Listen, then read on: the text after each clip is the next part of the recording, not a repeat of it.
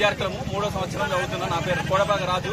ఇక్కడ గత వారం రోజుల నుంచి కర్రీ సరిగా ఉండట్లేదు, రైస్ సరిగా ఉండట్లేదు, ఉప్పు ఎక్కువ అవుతుంది. At the same time hygienic అసలు ఉండట్లేదు.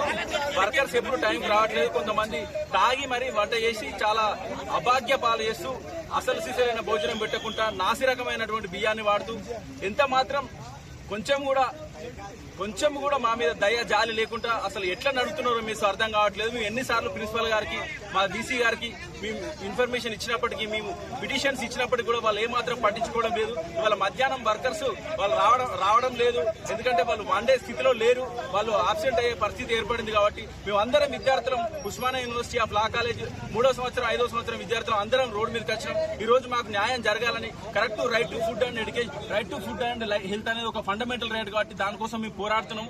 దయచేసి ప్రతి ఒక్కరు మాకు సహకరించాలని, మా సమస్యలు మీ వెంటనే వీసీ గారికి, vice chancellor of Osmania university, అదేవిధంగా Osmania university law college principal గారికి మేము మన్నవిస్తున్నాం. దయచేసి మా ప్రాబ్లం సాల్వ్ చేయండి. సమస్యలు ఏవైతే హాస్టల్లో ఉన్నాయో, మెస్సులో ఉన్నాయో వాటన్నిటి నుంచి నాసి రకమైనటువంటి బియ్యాన్ని కానీ, నాసి రకమైనటువంటి వంటలు కానీ, కూరగాయలు కానీ వాటన్నిటిని తీసివేసి చక్కటి భోజనాలు అందించాల్సిన బాధ్యత వాళ్ళకు ఉందని మేము 100% నమ్ముతున్నాం. ఇది జరుగుతుందని భావిస్తున్నాం. వచ్చిన తర్వాత కూడా ఇదే సమస్య కంటిన్యూ అవుతుంది. ప్రిన్సిపల్ పైన ఎవరుంటారు సార్? బీసీలేగా, బీసీ సార్ రమ్మన్నమాట. ఎవరితో మాట్లాడడం సార్?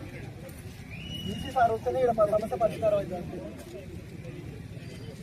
15 రోజుల కింద ప్రిన్సిపాల్ వచ్చింది, సార్ వచ్చింది, వెళ్ళిపోయిండు. అదే సమస్య. బీసీ సార్ వస్తే మాట్లాడుతుంది.